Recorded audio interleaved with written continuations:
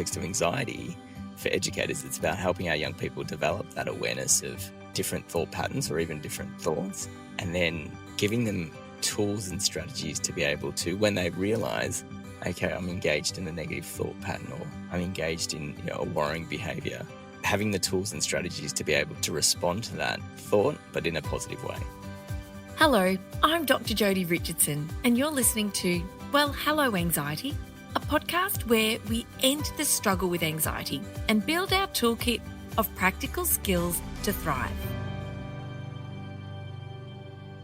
Hello, lovely listeners. Thank you for joining me for another episode of Well, Hello Anxiety. Today, I'm recording an episode with Dr Shyam Barr, specifically for educators, but stay with me for a moment.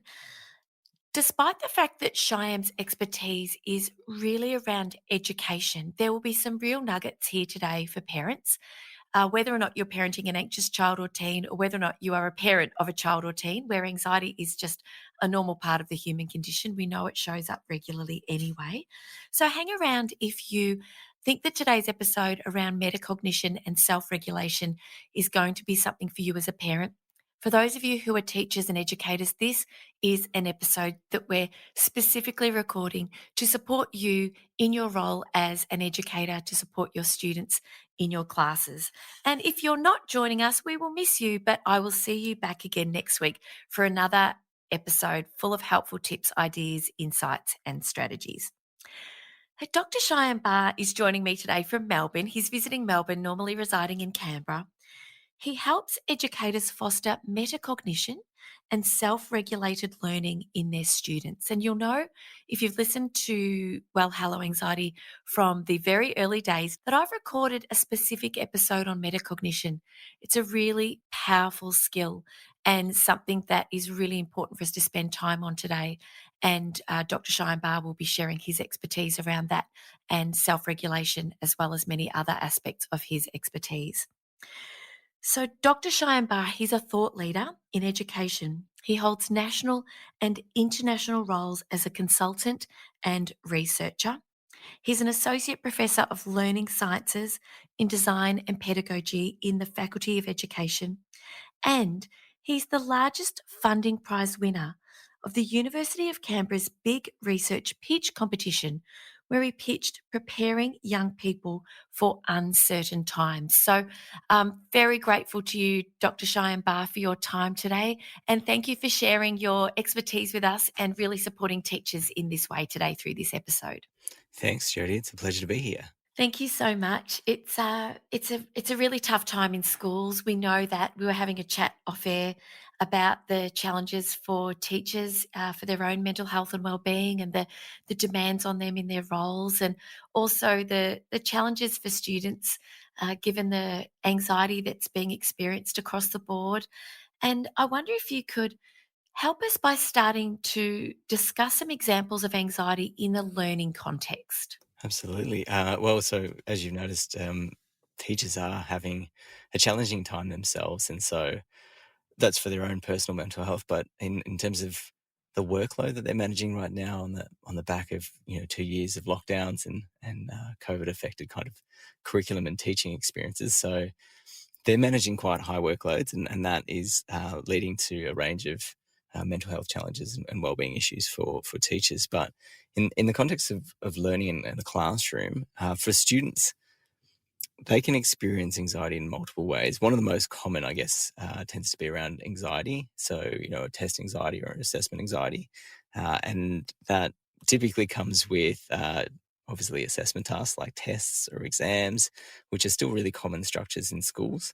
And so, for any of the educators and parents who are listening, if you've got a kid or a student who's currently at school, particularly in secondary school where tests and exams are much more common, it's likely that your young person's experiencing some sort of anxiety around that. So that's one of the main ones. Obviously, that particular anxiety around learning can stem from other factors as well. So social comparison tends to come in to play there, and influence, obviously, the minute we start comparing ourselves to other students or our peers, that's going to create a level of sort of performance anxiety as well. And so anxiety itself in a classroom or in a learning context directly influences our ability to retain information. So I'm conscious of getting No, into too go for it. technical Dive language here, deep. but That's uh, fine. great. Okay, so when we're thinking, and Jody, I'd love to pick your brain here as well because I'm by no means an anxiety expert, but when I think about anxiety in a learning scenario, the stress and the worry that comes with other anxious feelings or an anxiety condition directly influences our ability to process information. And when I say process information, when we think about a classroom, it could be information that is being shared verbally through a group conversation with peers. It could be teacher instructions. It could be reading information in a resource like a textbook or a reading, or even reading instructions in a particular learning task. All those examples are sources of information, and the minute anxiety comes into play, um, particularly at the higher end of sort of anxiety, it impedes our ability to process information. And so we're not going to encode that information in the best way possible, potentially to make sense of it, but at a later stage to be able to retrieve it from our memories. So that has implications, obviously, for learning on multiple levels. It really does. And we know that, I can speak from experience, as a person who has experienced anxiety since I was 4. I can look back now. Obviously, I've connected the dots going backwards. And knowing that when you are in a classroom feeling anxious, that your attention is not on what you'd like it to be on. Your attention is often focused on the worry of whatever it is that's really triggered the threat that's been detected by the brain. And so, on top of the things that you were saying around being able to take on board information, really process it, really make connections between what you're learning, and then being able to draw on that at a later date, which is what education's about. These young people are in these classrooms and um, might be there physically, but psychologically are anywhere but focused on what's actually being shared with them, whether it's their own individual learning or it's learning that's really being facilitated by the teacher. And I can recall being in the classroom and just being so distracted. And thankfully, I've done okay in school. Obviously, I did excel, and I think that was just through sheer just determination to perform well, which required a lot of extra work at home. And so I think really raising this as an initial understanding for the educators that are listening and for parents to understand what's happening is that it's really difficult, and it's really important for anxiety to be recognised and managed in a classroom setting so that that learning can occur and it doesn't put outside pressures on kids once they're home to try to catch up. So yeah, so thank you for bringing that to the fore and to opening the conversation in that way. I know you mentioned the word distracted in there, and I think that's a really useful word in the way that we think about anxiety in the classroom because often conversations with educators is, how can I help my students manage distractions? And often the distractions are considered external to the student, but distractions can come from internal to the student or the learner as well. And anxiety can be one of those potential distractions. And I think I definitely are on the side of kind of rather than managing distractions, I prefer language like regulating attention because I think it puts the learner it empowers the learner to be able to make choices about how they actually allocate and regulate their attention, rather than I think managing distractions almost as language can be interpreted as if it's happening to them. It's an external force happening to them, and therefore it almost puts the learner in a reactive position as opposed to a proactive position. Thank you for clarifying that perspective because from an educator's point of view, and I've been a teacher as well, so I've worn a lot of hats. I guess I've been the anxious kid in the class, worrying about something that might have happened at recess and lunch and being solely focused on that when I've returned to the classroom and not being able to focus on my work. And I've also been the teacher in a classroom, observing, and a very young teacher in early 20s, and still didn't understand my own anxiety at that point and even know what anxiety was or what it meant, and looking at students who didn't have a focus of their attention on the work and making a lot of assumptions about what was the cause of that and what was the solution to that as well. And so for you to highlight the idea that the distractions can be internal and so often are, it's really hard to be a young person at the moment. There are a lot of influences on attention. We know that even just our attentional control is being affected purely by screens and time online, gaming and screens and social media and various other things. So to bring that to our attention and it is really important. And it helps us lead into this idea of metacognition, doesn't it? About this, well, I'll let you define it because I'd really like for you to start by doing that, please, and to help us understand, you know, let's start with what is metacognition, and then we can lead on from there as to why it's important to understand it. Great. And metacognition, I think if you were to ask most educators what metacognition is, I think the common response would be thinking about thinking is I guess, the common language that's used for metacognition. I actually recently presented on metacognition and how we define it. And I think thinking about thinking as an initial understanding is okay, but it's insufficient because it actually misses a key component of metacognition. So one definition that I really like, and more than happy to share these specific kind of references with you, Jody, so you can pop them in the podcast notes. But I really like Brown's definition, so which is metacognition as knowledge of cognition and regulation of cognition. And that actually captures, I've been through multiple definitions in research literature for how metacognition is explained. And it's not just about how we think in that, thinking about thinking. It's not just about awareness of that thinking. The second component, which is regulation of cognition, is actually the choice we make to change that thinking once we're aware of it. And so that's why I like Brown's definition, which is knowledge of cognition, regulation of cognition. And what that implies is that we're aware of our thoughts, but we're also aware of the strategies and the choices that we can make to change that thinking. And so hopefully that makes sense, Jody, but feel free to ask any questions. Yes, well, one of the things that you've brought to our attention through that definition is the idea that it's becoming aware of where your attention is, isn't it? What you're focusing on, what you're thinking about. And one of the things that I like to say around metacognition is that we can be swept away by what we're thinking, we can be caught up in it, but eventually we realize that we've been swept away and we can observe that that's happened and we can return our attention back to what it was, whether or not it's the book we're reading when we're lying in bed at night, or it's a young person in a classroom who's realized they've started thinking about catching up with their friends after school and which uh, treat they're going to buy at the supermarket, versus back to what's happening here in the classroom. So those two parts I think are important, that awareness of what it is you're thinking about, and then being able to notice and make that observation and then do something about it. Is that a reasonable sort of reflection and paraphrasing of what you've described?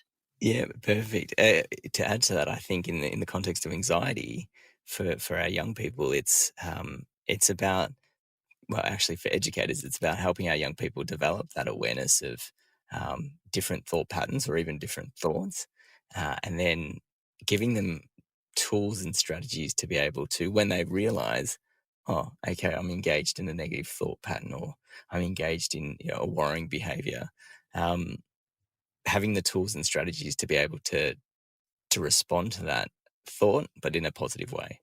Mm.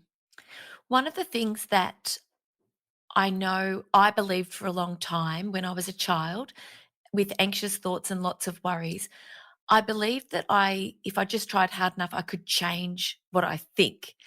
And I've since, on my professional and personal journey, come to understand that the more we try to change what we're thinking, the more we focus on trying to think about something else when we've got a worry, the more we just really amplify what it was that was bothering us in the first place. And so it pains me to think that these types of conversations are not the norm.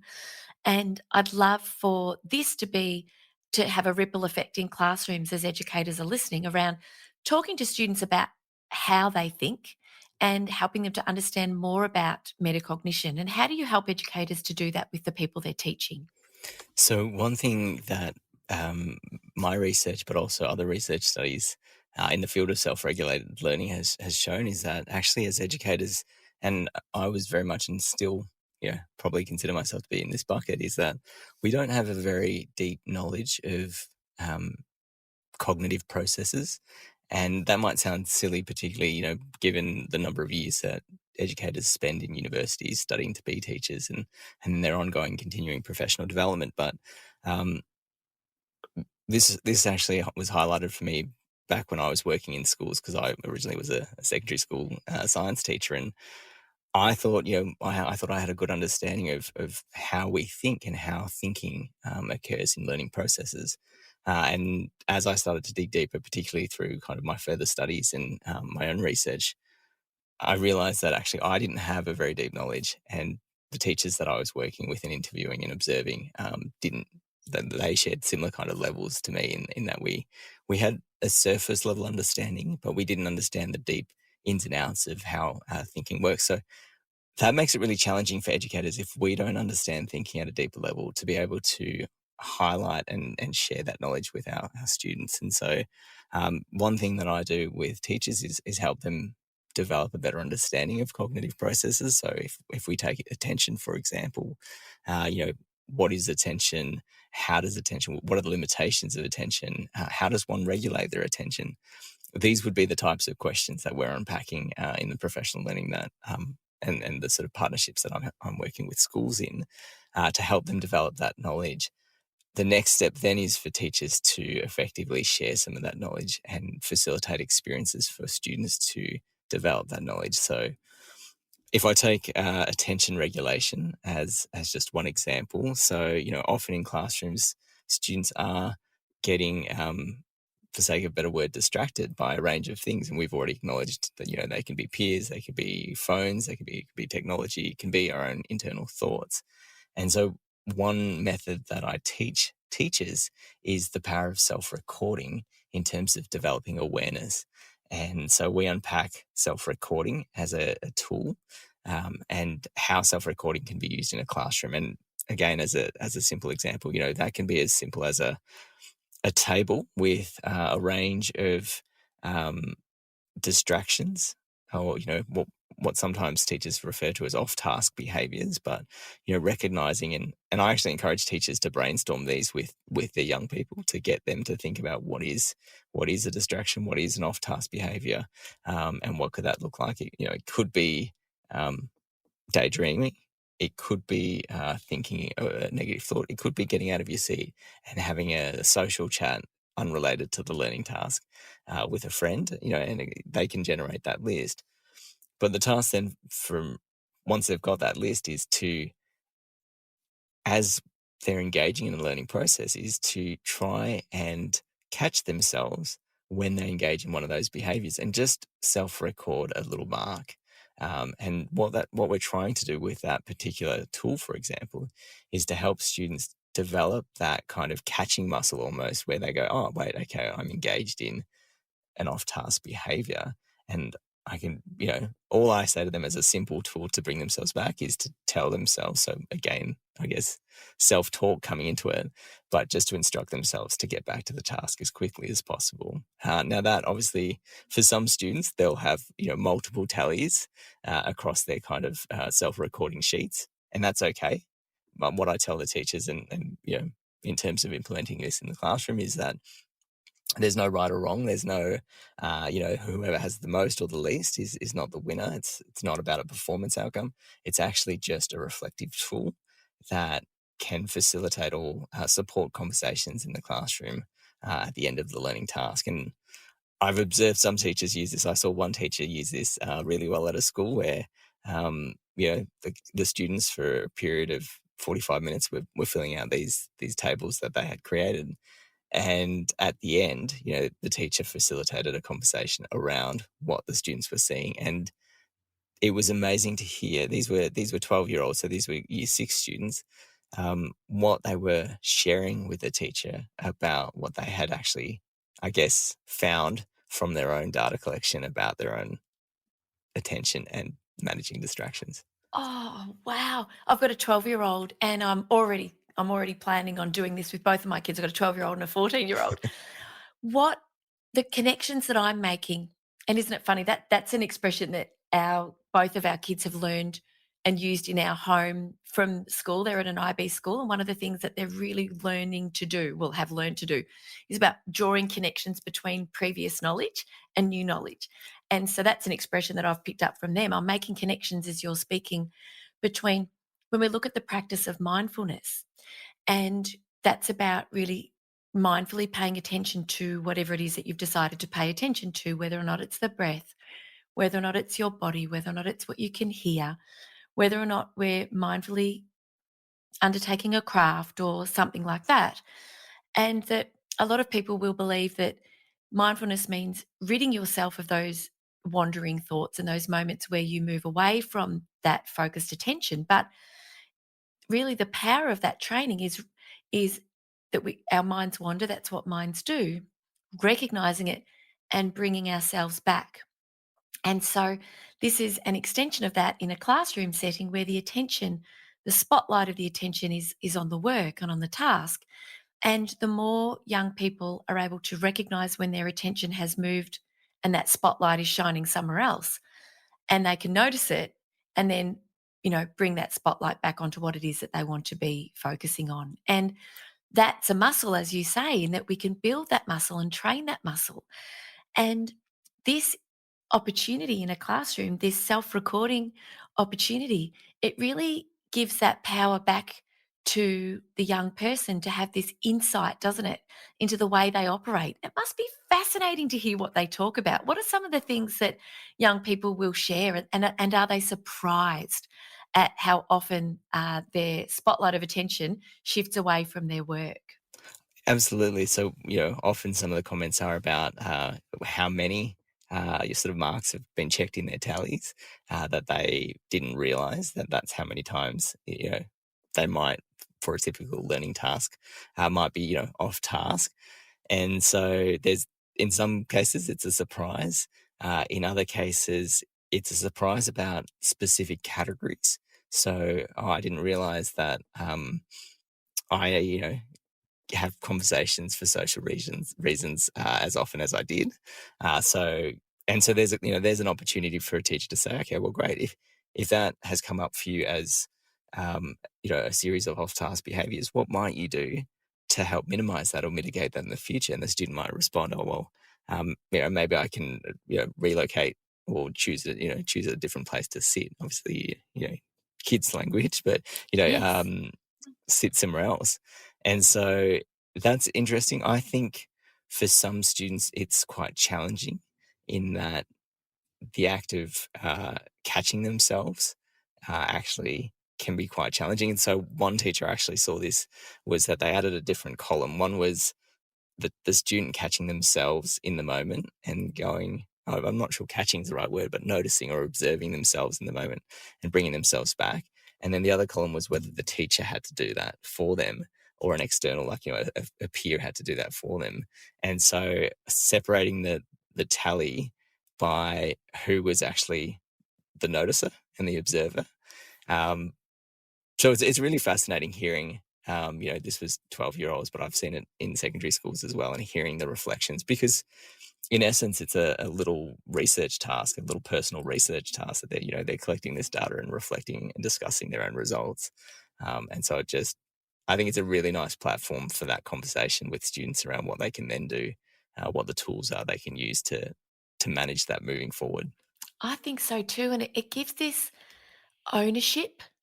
It gives this real ownership, doesn't it? And one of the things that I personally in my own life, I'm reading Johann Hari's Stolen Focus at the moment. I'm not sure. Have you read his book? I haven't read it, but it's been recommended to me multiple times, actually. Yes, it's I think we all look at the title and we go, "Yep, I know what this is about." And it sat there for a little while because I was also reading Maybe You Should Talk to Someone, which is right in front of me. And that's another great book recommendation. But what I'm learning through reading his book is just how much of an influence screens are on our attention.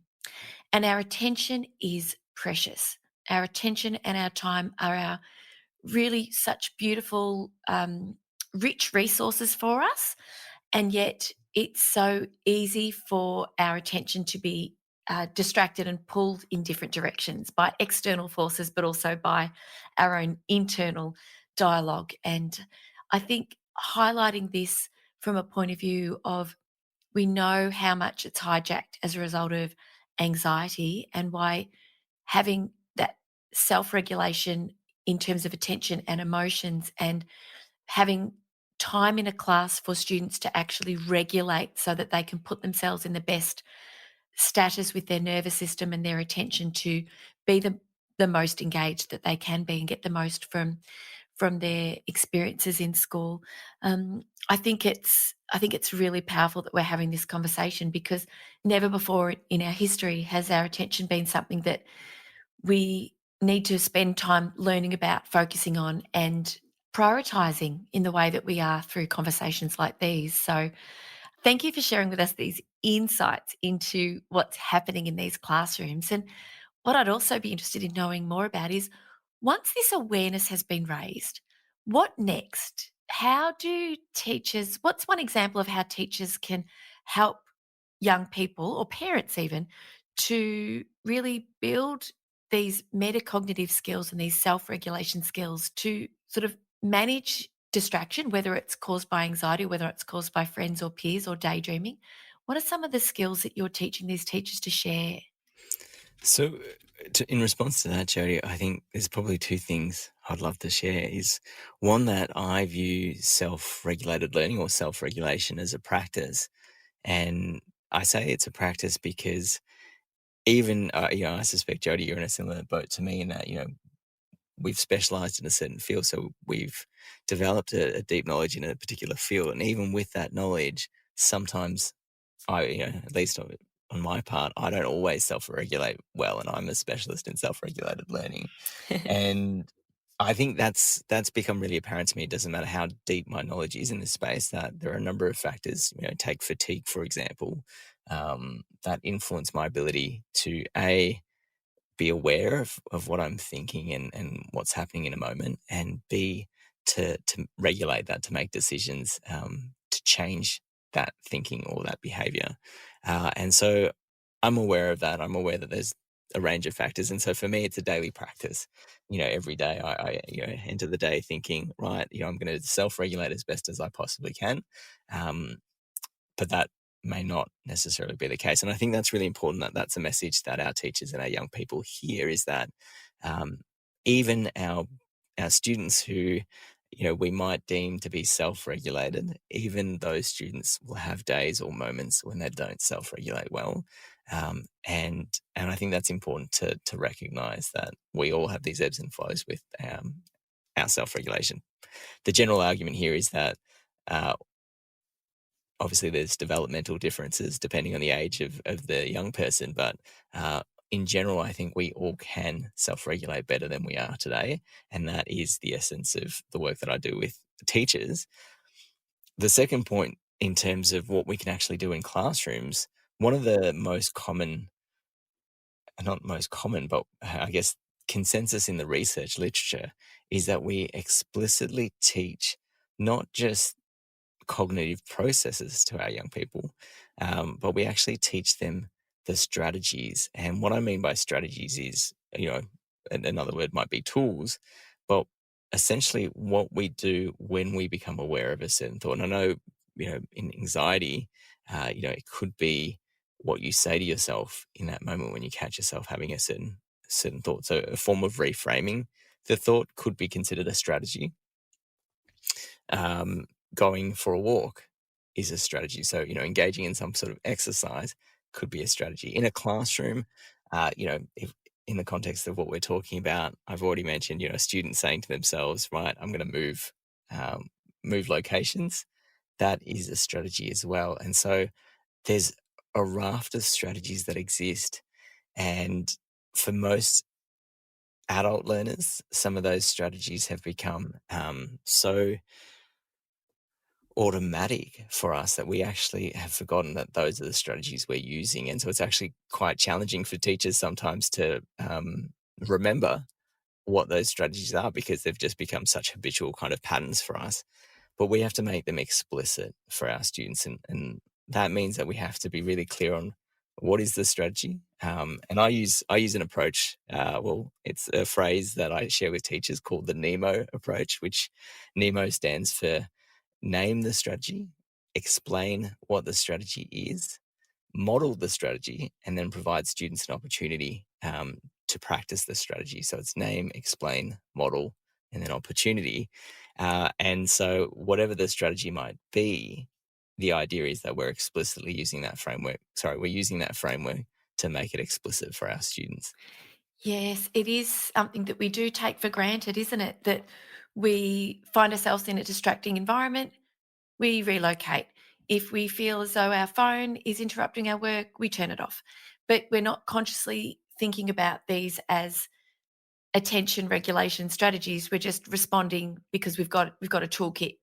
And it was interesting because my daughter in her classroom, she was saying how they've recently got to choose which seats they sit in. They got to name a few friends and relocate tables and things. And she's very conscious of where she sits in the classroom, who's around her, and the distractions that they cause.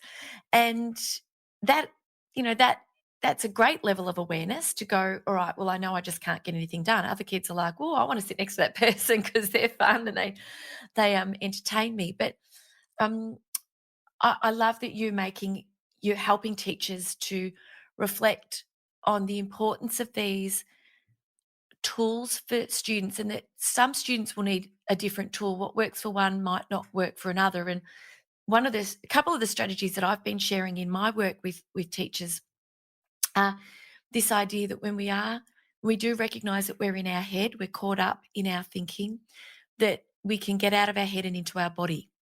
And that could be done through our senses, it could be done through the breath, it could be done through movement. Um, and one of the reframes that I love to share, just if this is helpful in your work as well, is often when we're anxious and we're laser focused on a thought, repetitive negative thought. One of the things when we stop and realize we're caught up in that is to say, I notice I'm having the thought that. And it's an observation of I'm having a thought. It puts a little bit of space in between the thought and the person. And a second part of that could be, well, is it helpful? No. What's helpful? Refocus my attention back on what's important right now. And so it's really beautiful to see how the work you're doing and the work I'm doing have such beautiful, they're complementary.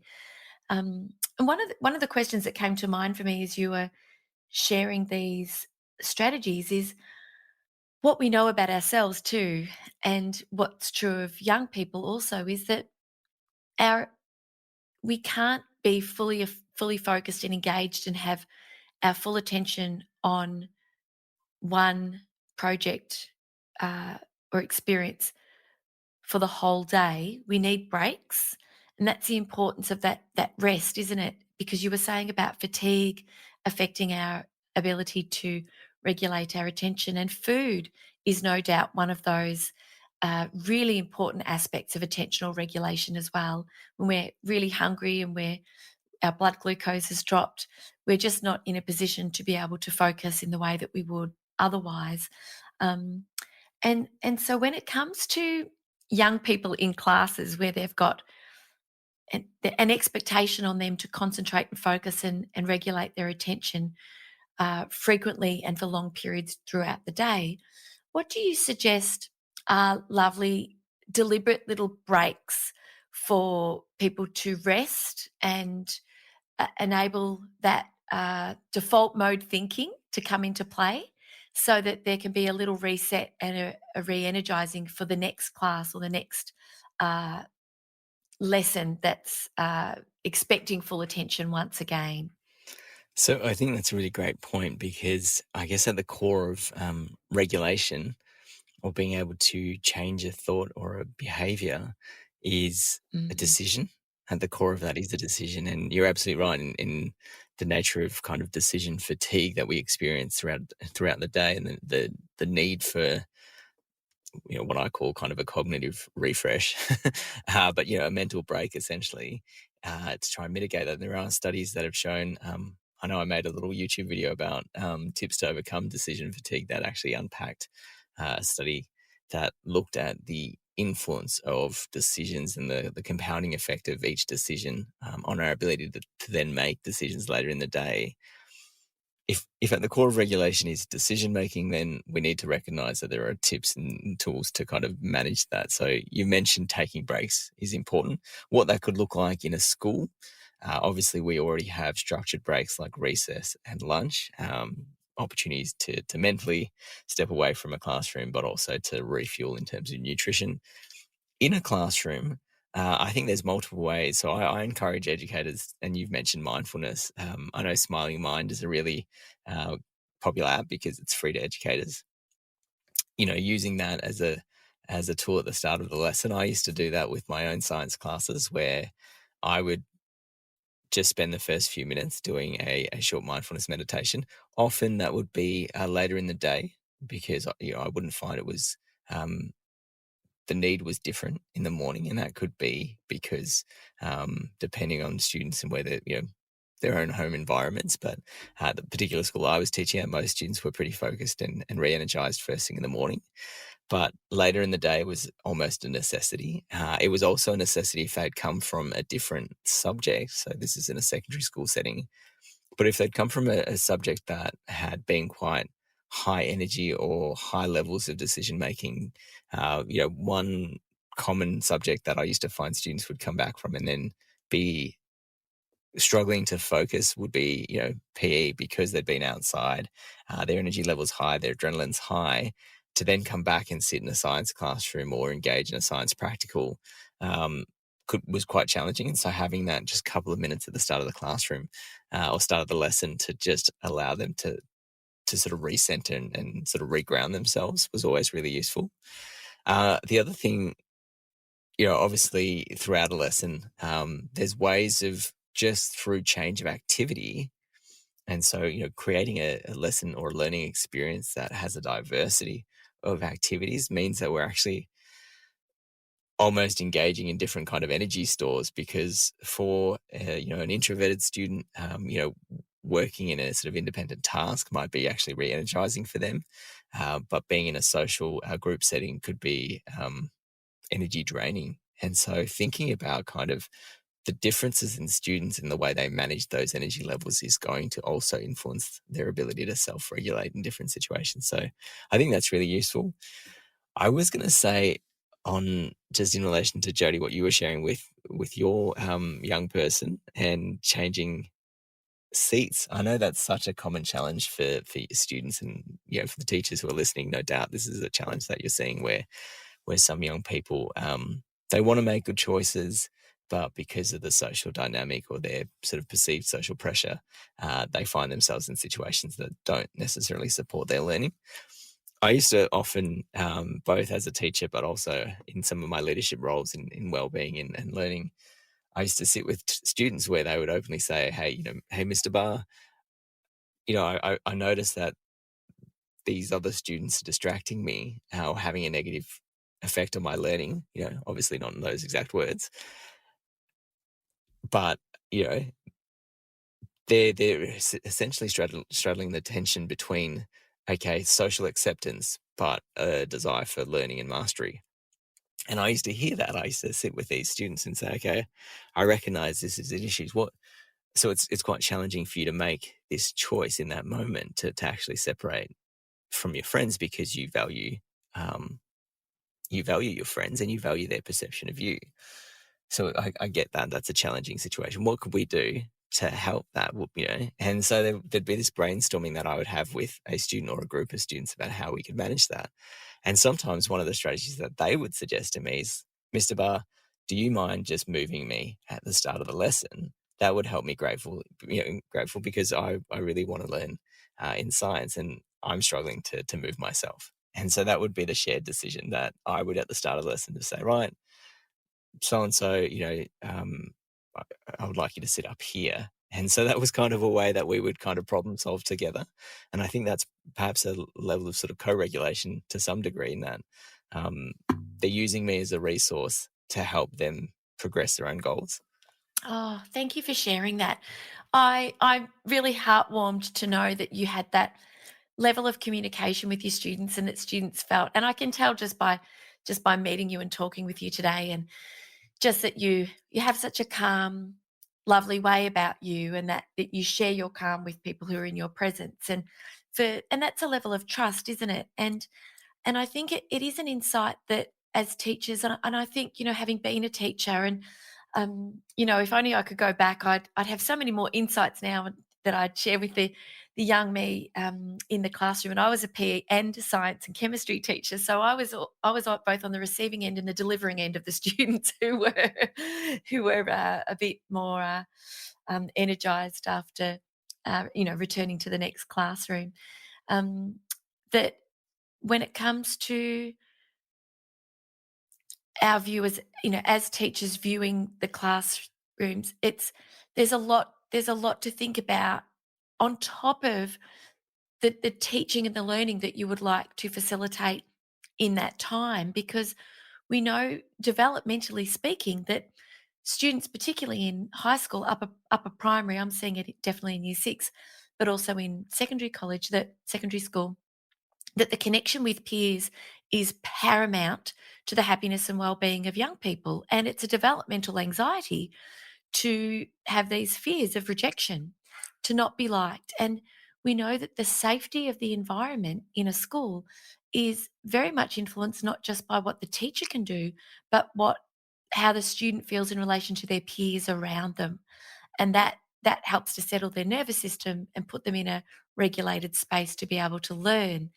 And it's so hard for teachers, because walking into a class where you're teaching Indonesian or science, or you're doing a prac and you're teaching how to use a Bunsen burner, and there's going to be flames and gas, and that's a focus. And what are the outcomes that you want from the time that you spend with the young people in that class? But there are so many other layers and levels of uh, other variables that are influencing the experience of those young people in that classroom. And it's hard for a teacher to be able to take on board all of those variables and influence them in positive ways in every class. It's just too much. But I think establishing those connections with young people, establishing that line of communication, and even just opening up at the start of a year around attention, around distraction, around connection with the teacher, so that there's an opportunity to come and have those conversations if that arises, and that gives ownership to the student,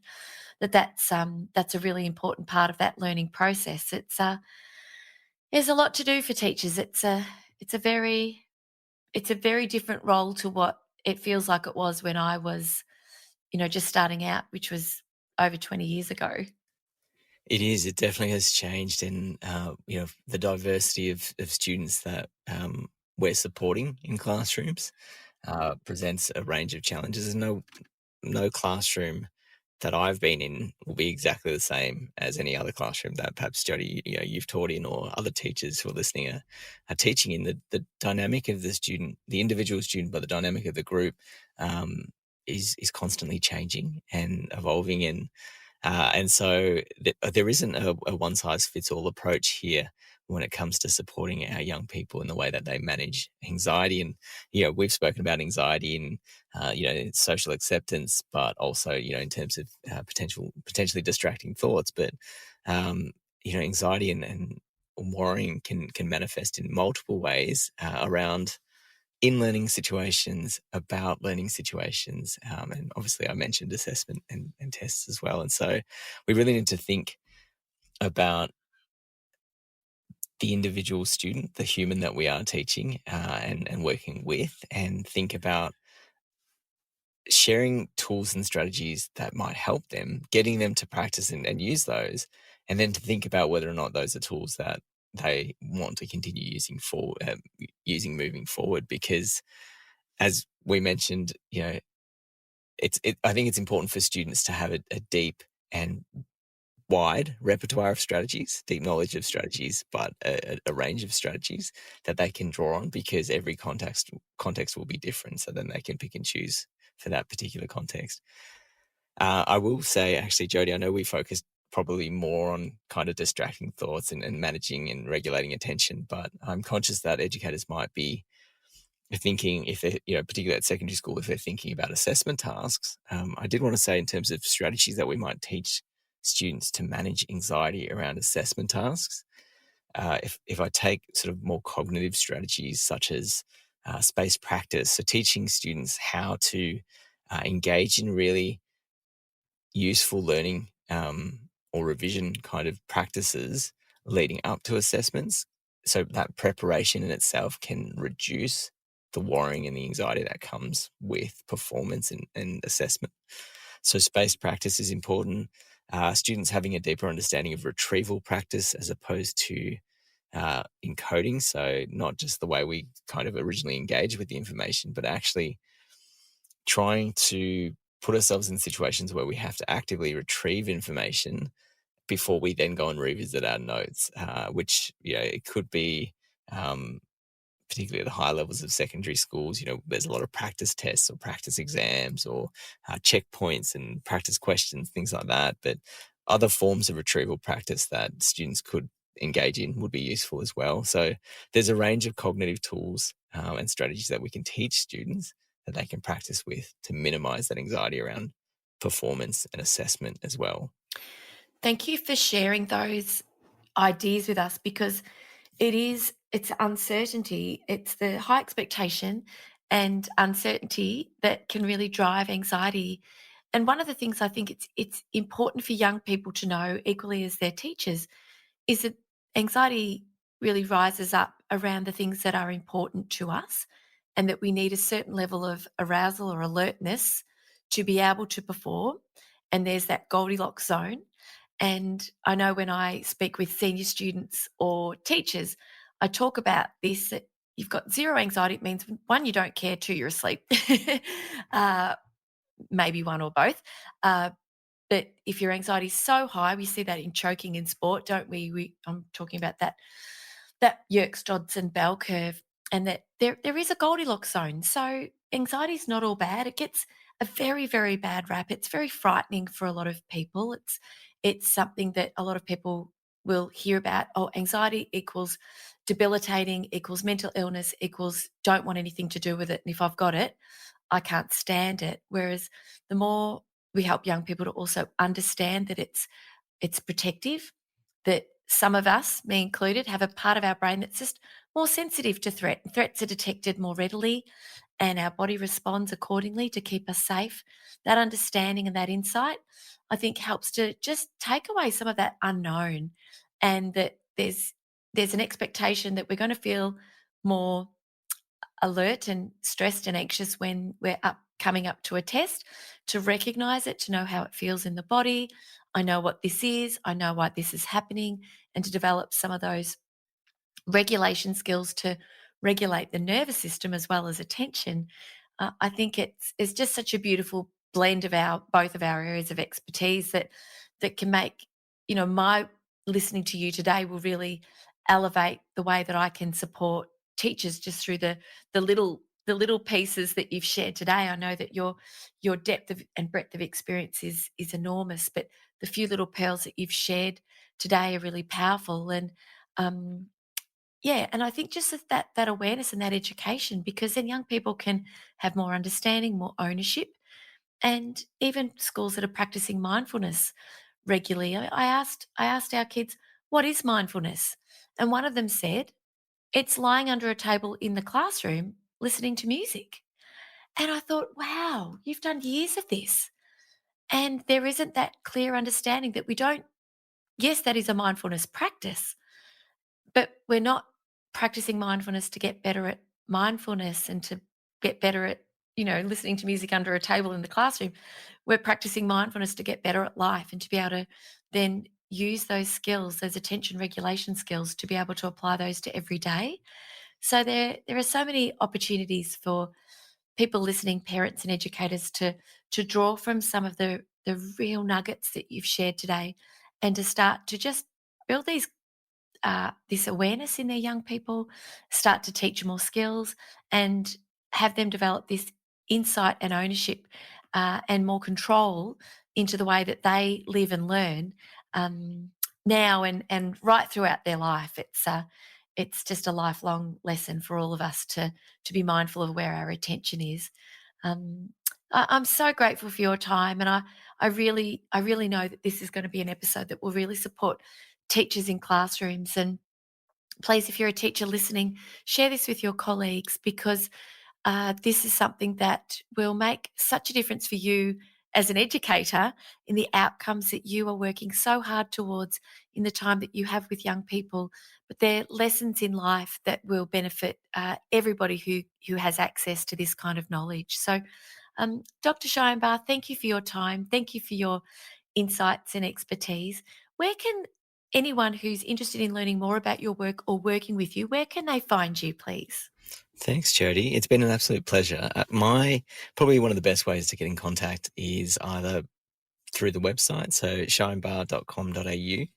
And if the website's not appealing to you, then social media, Twitter, LinkedIn, Instagram, Facebook, @Shyambarr is the handle. Oh, brilliant. And for those of you who are educators, please connect with Dr. Shyam Barr, ShyamBarr, on LinkedIn, because he'll be a resource that I suspect you and your colleagues will benefit from learning more from if that professional development opportunity presents. Thank you very much once again, Shyam, for your time. I'll put all of those notes in the show notes. And listeners, thank you so much for joining us today.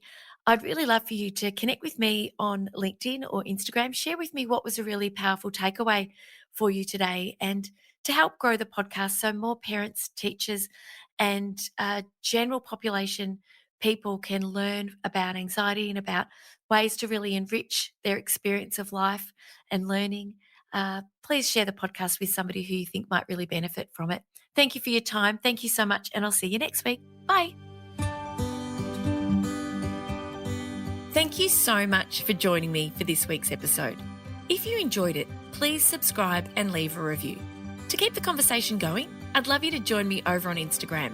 You'll find me at Dr. Jody Richardson. Also, if you'd like a copy of my free 5-day mini email course, Calm Your Anxious Brain, then jump over to my website, drjodyrichandson.com, and you can sign up down the bottom. I've really enjoyed having your company. Thanks so much. See you next time.